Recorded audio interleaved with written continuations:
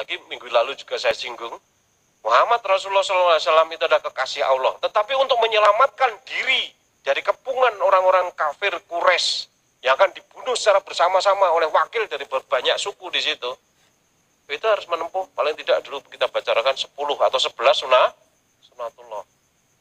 Ya, kita ulang biar mudeng pahamnya kekuatan sunatullah itu seperti apa. Ya. Yang pertama ketika akan ditangkap itu Rasulullah ya, tidur di situ. Kemudian ketika beliau keluar dari pintu karena sudah dikepung semuanya, keluar dari pintu untuk melakukan hijrah itu terjadi siang hari atau malam hari? Kebetulan atau enggak itu? Enggak. Malam hari. Kalau siang hari umpamanya ditangkap enggak kira-kira sama mereka? Jadi pasti ditangkap, dibunuh. Mereka sudah siap-siap di depan pintu dengan pedang terhunus untuk rencananya menusuknya itu bareng-bareng, membunuhnya itu bareng-bareng. Sehingga nanti masing-masing suku itu akan dituntut bareng-bareng, bertanggung jawab bareng-bareng terhadap pembunuhan pada Rasulullah ini. Malam hari. Kok malam hari kenapa? Karena dia diselimuti oleh malam, pandangan tidak nampak jelas. Jangan dipikirkan seperti malam hari di depan Ngarsopuro. Ya, malam harinya itu betul-betul gelap karena tidak ada lampu. Bahkan Rasulullah itu sunahnya ketika mau tidur malam hari itu lampu dimatikan. Mati gelap gulita. Ya, sebagai gambaran mati gelap gulita, peteng dedet itu. Kalau tidak salah Hudzaifah bin Yaman. Waktu itu ketika terjadi perang Khandaq. Ya. Perang Khandaq terjadi pengepungan terhadap Madinah, dikepung di luar, ya, mereka tidak bisa masuk karena umat Islam sudah membuat parit yang luas, lebar, dalam, bisa dilompati dengan menggunakan kuda. Ya.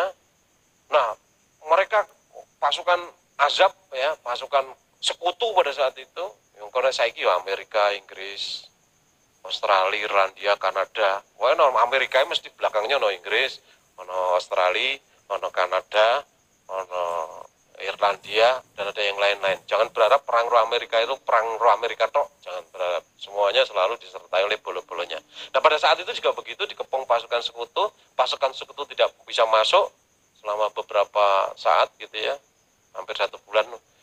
Kemudian terjadi juga di situ sebelum mereka pulang itu dari badai angin, hujan dan sebagainya, diusir oleh Allah dengan angin dan hujan. Nah, sebelum itu terjadi, ketika malam gelap itu ya, mereka membariskan pasukannya itu ya, itu yang namanya Hudzaifah bin Yaman itu disusupkan oleh Rasulullah ke tengah-tengah pasukan itu untuk mencari informasi. Pentingnya intelijen di sini. Nah, mereka ketika baris, Hudzaifah bin Yaman juga baris bersama dengan pasukan yang lain. Nah, ketika kemudian Abu Sufyan itu memberikan instruksi supaya mengecek tetangganya satu dengan yang lain, teman berdirinya, ya, supaya tidak kemasukan musuh, gitu ya, intelijen musuh, Hudzaifah mendahului dulu, getak sik koncone jejere. Siapa kamu? Gitu ya, kan ngaku gini. Akhirnya orang ditakoni sapa sing jenenge Hudzaifah tadi selamat ini. Ini kan tidak ngerti artinya jejeran saling bersentuhan digetak. Orang ngerti ini. Saking gelapnya seperti itu. Artinya ketika Rasulullah keluar pintu itu betul-betul dalam keadaan gelap. Dah. Itu satu sunatullah umpamanya. Kemudian ketika Rasulullah itu keluar itu munduk-munduk atau jalan biasa? Jalan biasa, malah melemparkan pasir ke tengah-tengah mereka. Dikira koncone. 2. Yang ketiga, siapa kira-kira yang tidur di kamar Rasulullah? Ali bin Abi Thalib tidur di kamar Rasulullah. Padahal Ali itu biasanya turunnya nanti. Biasanya tidur di mana? Ali itu ahlus sufah. Dia itu tidak bekerja. Dia itu senantiasa membersamai Rasulullah kemana saja berada. Ya, dia pandai berperang, pandai berkelahi.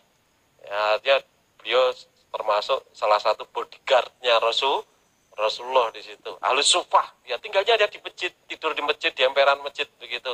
Kok tiba-tiba tidurnya di kamar Rasulullah? Kualat kurang ajar orang.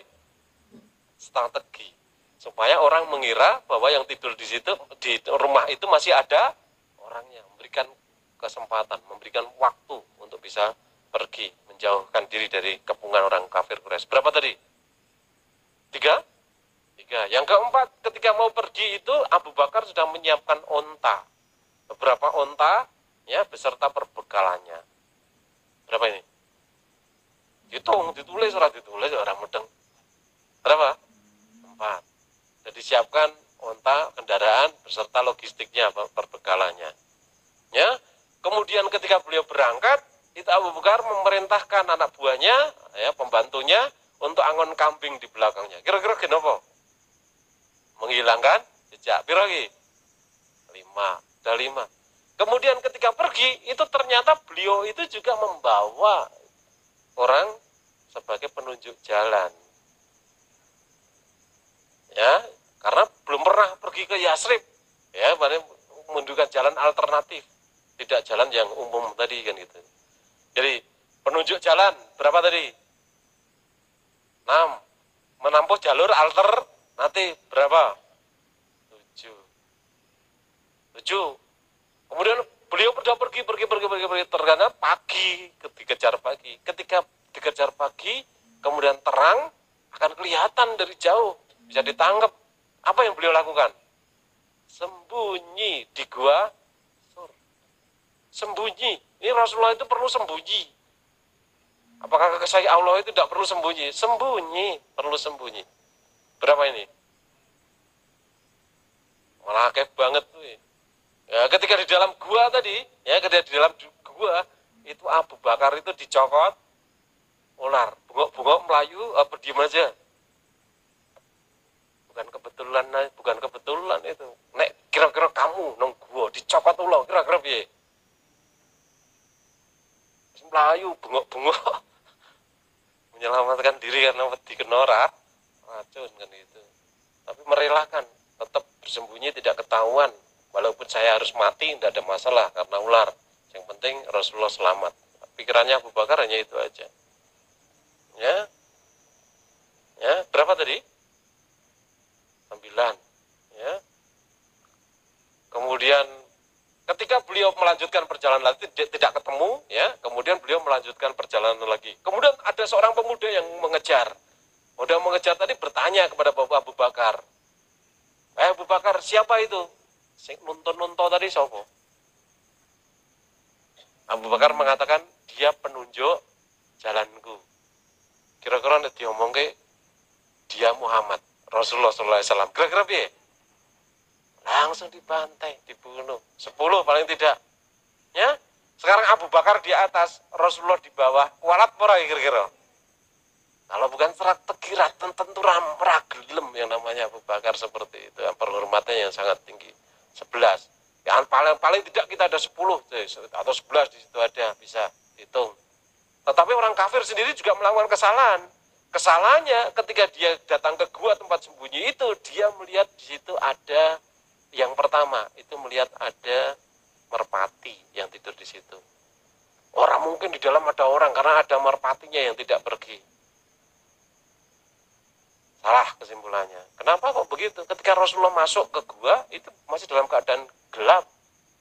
Merpati, cadok, ayam, orang bakal mabur.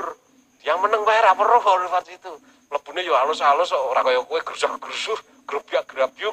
Mlebune halus-halus di situ wong apik-apik, terbaik di alam semesta itu.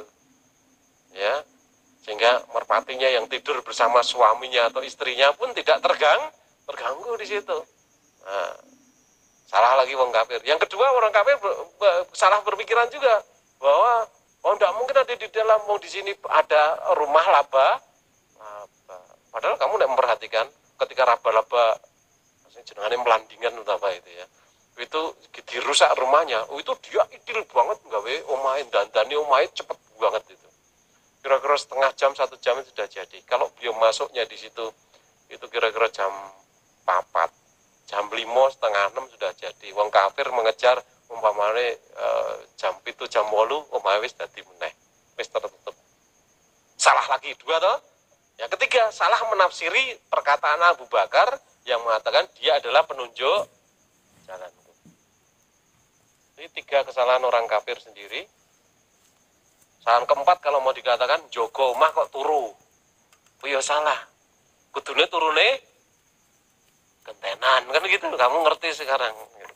Nah, banyak di tempat itu ada terjadi perampokan di perusahaan atau gudang, itu terjadi pada saat satpame podo turu, ditodong, akhirnya dicencang. Nah sudah, akhirnya pemalingi atau perampok yang menang.